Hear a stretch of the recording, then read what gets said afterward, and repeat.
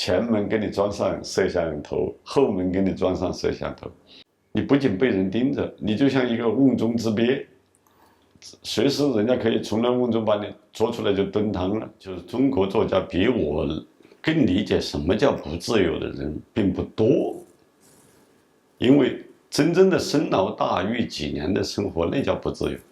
完全没有想到，他不仅是退步，他是坠落。现在历史进入一种坠落的加速度的坠落，对，而坠落到哪个黑暗的深渊底处在什么地方，完全不知道。是，我们说中国最有学问的一些学者呀，像秦晖先生、易中天先生，我们经常探讨这些话题。我发现，一代的我们称为最优秀的智者们，都面对未来失语了，都预判不了下一步会是什么。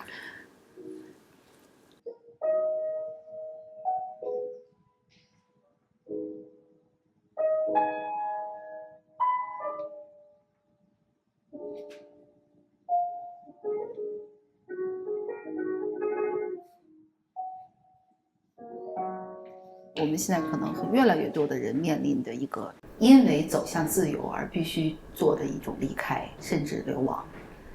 这个流亡这个词，其实在我个人看来是挺重的一个词。我觉得花了很多年的时间，就是我们在所有的语境里头去避免这个表述。您之前也聊过，觉得是死都要死在那个土地上的，一定要跟他在一起。但是如果是为了自由，还有为了一种更高的一种目标，我也想听听你，就是为了其他的一些，如果有其他的一些更重要的意义和价值，怎么样才能在一种离开的状态下，仍然找到自己，找到精神的这种归宿？因为其实于殷实先生，我们很遗憾没采访到他，他很激励了很多人的一句话，就是我在哪儿哪儿就是中国。也有人说这其实也是一种自我安慰。说我们要的土地，我们要的那种文化，我们要的那种故乡，如果它不在了的话，我们的肉身和精神的这种永远无法融洽的一种状态下，我们怎么在流亡中自处呢？其实我知道这个话题有点，我自己也觉得有点纠结，有点重，但是还是想听听您，因为您其实是不断的在离开，不断的在漂泊的。我当然是一心一意想远走高飞的人，但是我从来不想流亡。在我过去，我从来不想流亡。我不想流亡的原因呢，是因为我觉得我身处于这个国家的一个大历史的一个转折关头了。就像历史学家黄仁宇他们说的，中国已经进入一个历史三峡，走出这个历史三峡可能要200年，可能要300年。走出就像长江水走到三峡那个湖，急流浩荡，要冲出去了，外面就是一片平川了，这个社会才会好起来。但是我们从鸦片战争走到现在，也走了很多年了。我觉得这个我们有幸身处于，其实就像梁启超他们那个时候也在意识到这个100年前的梁启超，他们也认为，陈寅恪先生他们都认为是中国正在面临一个3000年未有之大变局，这是他们那代人的原话。对于我们这样一个痴迷于文学的人，痴迷于写作的人，如果我们有幸能够见证3000年未有之大变局这样一个巨大的转折，能够旁观，能够亲历，能够见证，能够记录这样一个伟大的转变，那我觉得那就是我比我的祖祖辈辈从八国立国开始的郑老祖宗都要幸运。但是突然这个几十年，历史仿佛提速了一样的飞奔向前，我们看到了转机，看到了可能性，看到了希望。我不想流亡，我有机会流亡。64的时候，你想我是参与帮别人流亡的人，那我当然可以选择自己先走。在以后的欧洲的邀请我做访问学者呀这一类的访问，我也有机会，人家作为人才留下来，申请长居，这个是可能性，都是有的。当问到我时，我都放弃了，我说我要回到我的祖国，因为我一直主张一个文学观念是在场主义写作，就在现场，我就在现场。那么我写下的这些文字很多都是我的亲身经历，包含我做社会学调查，汶川大地震，那我就地震那一刻我就在现场，我不是后来赶去的人，我是就在那个现场感受到那种死亡的恐惧，大地的摇晃啊，人们的奔走夺命，我自己也在那个夺命的人群之中，那我写出来的东西一定比别人不一样。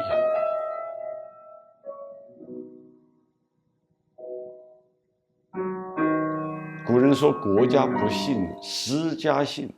就国家不幸的时候，写诗的人是幸运的，因为你的诗歌才有东西可写。你在一个太平无事的人间，一个诗人其实是没什么好写的。杜甫、李白他们都生活在乱世，啊，乱世能够出来伟大的文学。那我是一个以文学为使命的人，我当然愿意见证这个大转折的时代。它也可能是一个乱世的开始，也可能是一个乱世的结束。那作家到底追求什么嘛？所有的作家的文人追求的不就是你的人死了没了，你的作品1000年后还有人在读？这是我过去一直不流亡的原因。虽然有很多机会，我可以成为一个安全的国家的国民，啊，我可以拿一本更自由穿行于大地上的护照，那当然是好得多。但是我会失去我在场的这个机缘，所以过去我很多朋友都流亡了。你想，光在美国的有多少优秀的作家呀？那当年都是我们的大哥，你像郑毅、孔杰生，那在80年代我上大学的时候，这可是那比今天的巨大的歌星、明星都有号召力、都有影响力的人物，他们都选择了流亡。我也去美国跟他们都见过面，我也看见了他们流亡过后的生活，以及他们的文学。我其实挺为他们惋惜的。由于他们不在场，他们没办法再写中国这几十年的真正的89以后风云激荡的中国社会的巨大的堕落和变化。物质上，它也好像变得乡村社会啊，开始向都市社会转型。但人呢，人性的这种堕落又在加剧，啊，各种矛盾的激烈程度，那都远远超过80年代了。他们不在场，他们没办法见证记录这一切，这是一方面。第二个，流亡者的漂泊感，流亡者的无根感，以及流亡者的那种哀愁。我从他们身上都看到了一种哀愁，就是埋骨他乡，一代一代的朋友埋骨他乡的那种，像刘冰燕到死都想要回来。那是我们的前辈流亡者，而且死了过后，共产党不允许他活着回来，他依旧要托家人把他的骨灰带回来，归葬在这个国土上面。我非常理解这种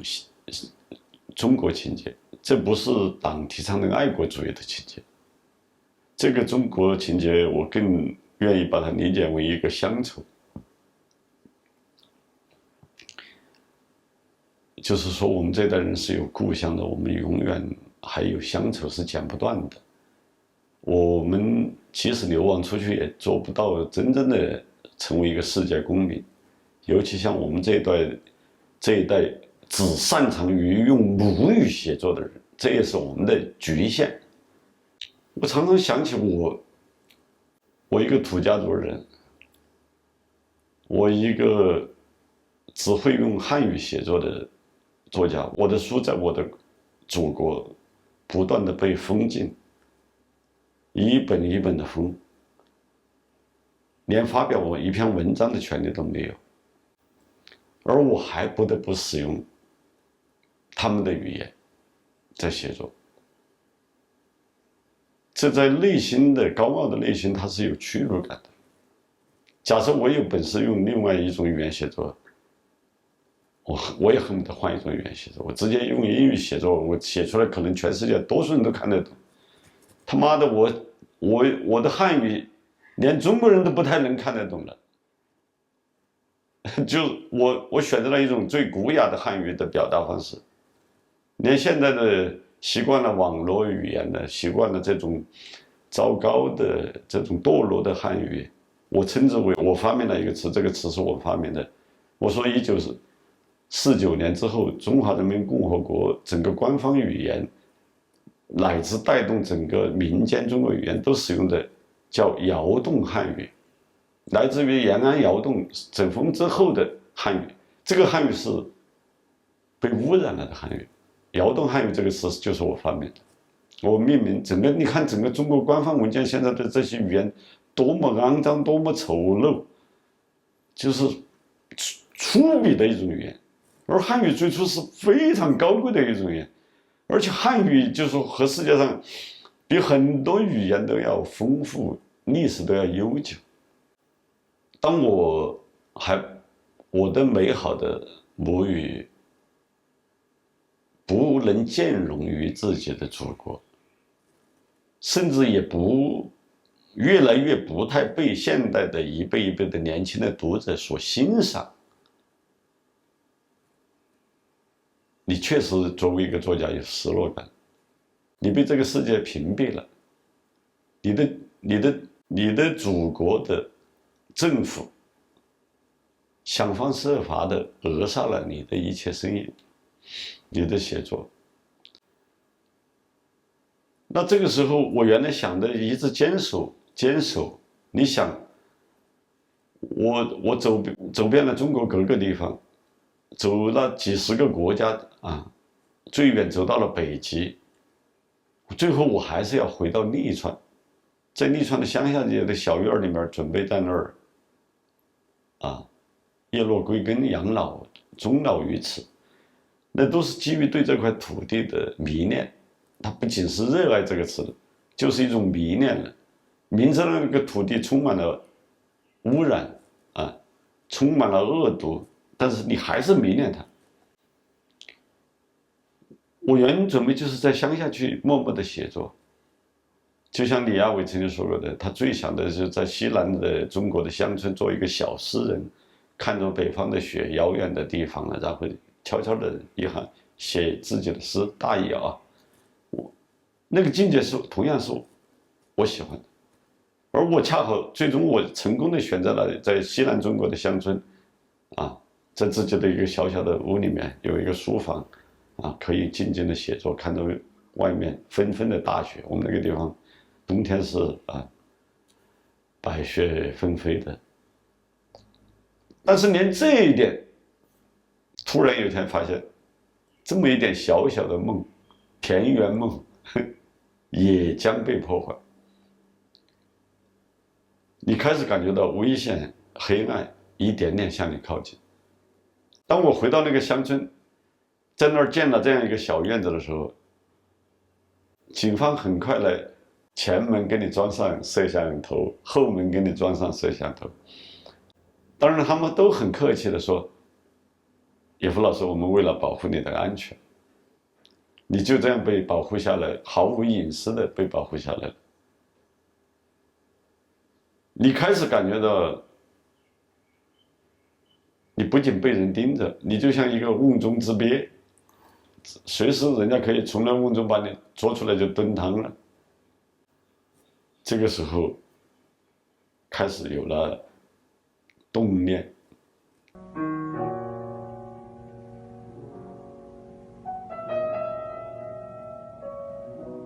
完全没有想到，它不仅是退步，它是坠落。现在历史进入一种坠落的加速度的坠落。对。而坠落到哪个黑暗的深渊底处在什么地方，完全不知道。是。包含我们说中国最有学问的一些学者呀，像秦晖先生、易中天先生，我们经常探讨这些话题。我发现，一代的我们称为最优秀的智者们，都面对未来失语了，都预判不了下一步会是什么。我老说自由是一个选择，它既是个选择，也是个坚持。然后你刚才提到了一个词，就是说这个流亡它既是自由的，又是痛苦的。但是现在就发现，如果到一个极度不自由的状态，你是写不了东西的。但是你离开那种生活环境，你带到的这种痛苦，和你现在拥有的自由，这个其实是最大的纠结，也是很多人在选择离开这件事情的时候完全无法做的决策。我可以说个比较绝对的话，就是中国作家比我更理解什么叫不自由的人并不多，因为真正的深劳大狱几年的生活，那叫不自由，那叫真正的不自由。和我们平常说我在大理也好，在北京啊，取消我一个宴会啊，取消我一个朗诵会啊，那种比起来，那都不是个事儿。真正失去自由，就是说深劳大狱、铁镣铁铐的那种失去自由，那毕竟还是很少人体验过。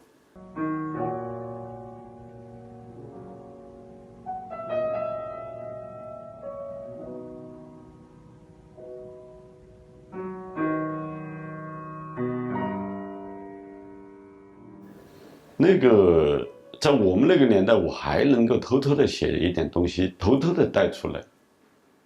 在今天，刘晓波，我的老朋友，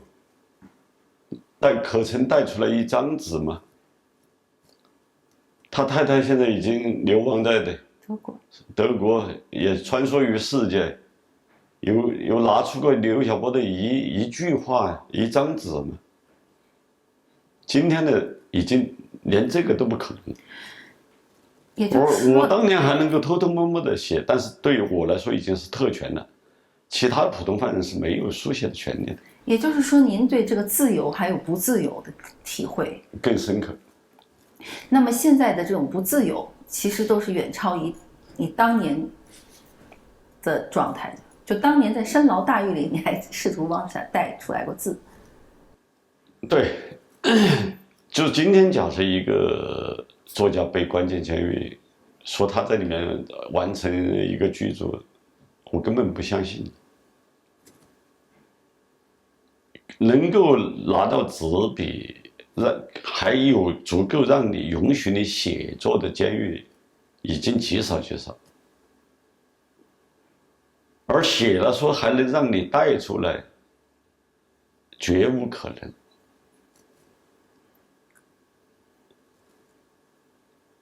这个中共的这个管理啊，它是随着科技的这种进步，给了它巨大的能量。我们说监视无死角，监狱是要做到监视无死角，在我们那个年代监狱做不到，那会儿那还没有监视器啊这些东西，它有的话也只在最重要的几个墙角装一下，它没有财力来做这些事。今天不要说监狱的监视无死角，你社会都是监视无死角的。你当我在一个农村的乡居都能给你前后都装上监视器，当他们装上的时候，我也在里面也都装上了对外的监视器，每一个来客，每一个他妈想小偷，我也会看得一清二楚的。科技带来了这一切，那人的权利、人的自由就越来越小。当然，现在貌似在中国还是可以，对于没有抓进监狱的人来说，貌似还是有写作的自由，只是没有发表的自由。啊，你哪怕发表在你自媒体上，要么你发不上去，有敏感词，要么发上去了，轻则删除你的文章，重则封你的号，再重喝茶，再重抓捕、起诉、判刑。这就是我们身边的朋友，我看到的每一年，我身边不断的被抓、被判的人，不就是这样吗？危险是随时可以降临的。就像你要选择从政的话，你要选择当官员的话，他让每一个人都成为有罪的人，只是我弄不弄你。我弄你的时候，没有一个干净人。那写作者同样是的，像我的朋友，仅仅因为在朋友圈转发了几篇文章，也会判成煽颠罪，还不是自己原创的，只是转发了。就我要弄你的时候，每个人都可以把你入罪。那这样的写作环境的话，我肯定不愿意。你不仅被人盯着，你就像一个瓮中之鳖，随时人家可以从那瓮中把你捉出来就炖汤了。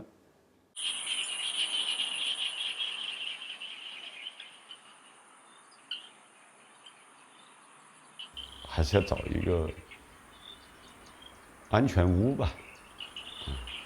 电影里面叫安全屋啊，找一个苟且偷生的地方。那个时候我就想到了泰国，因为当我真正要自费放弃了过去的那些人家给的机会，而现在要选择自我流放，自己把自己要流放出来的时候，我已经没有能力选择欧美啊这些高消费的国家。那我首选的，那另外一些不高消费的国家，要么也自己并不觉得它的有足够的安全和舒适，要么是它有足够的安全和舒适，但是你没有进入去长居的权利，并不是每个人都可以到你想去的地方说待下来就长居下来，做一个赖着不走的人。那泰国恰好是这样一个可以让我们来花一点很小的钱就能在此长居。有了这个起心动念的时候，我就在这儿来办好了养老签。那个时候是2019年10月，疫情还没爆发，我有极好的直觉能力，这是我从小好像都养成了的一种直觉能力，是对即将到来的危险有一种天然的身体的感受。这个说起来有点神秘化了，但是是真的。要讲这方面的故事还很多了。当时我就意识到中国可能要进入一个极端危险的时代。我本来是来旅游的人，立马就办了一个养老签。带着养老签就意味着我随时可以进入这个土地，进来就可以不走。等到我10月份来这儿办了养老签，回去工作，在易中天先生家里面工作，当时我们有一点小小的合作，在他家工作了2个多月，就到了12月下旬的时候，就是当武汉的医生李文亮啊、艾芬他们互相在耳语说不好了，有病毒来了，就在那个很小的一个圈子里面，他们在互相耳语提醒的时候，因为我就是湖北人，我有很多朋友同学都在武汉的医学机构工作，等于我算是最早从小道消息听到了这种耳语，武汉要爆发一场大病毒了。我们的工作也正好要结束了，我跟易老师说，赶紧家里备菜、备战、备荒，多买些水啊、粮食啊、肉啊等等这些啊。我说我要走了，我原计划是经过武汉回我家乡啊。我说我不能回去了，我直接去泰国了。那会儿觉得自己这个养老钱办得真及时，我就背着一个双肩包就从叶老师家里出门，就是平安夜的当天，出门就直奔上海机场，直接买张机票就飞到了清迈。我飞来的时候正是泰国的平安夜，啊，满城笙歌啊，热热闹闹的，没有人意识到这个世界将因此而改变。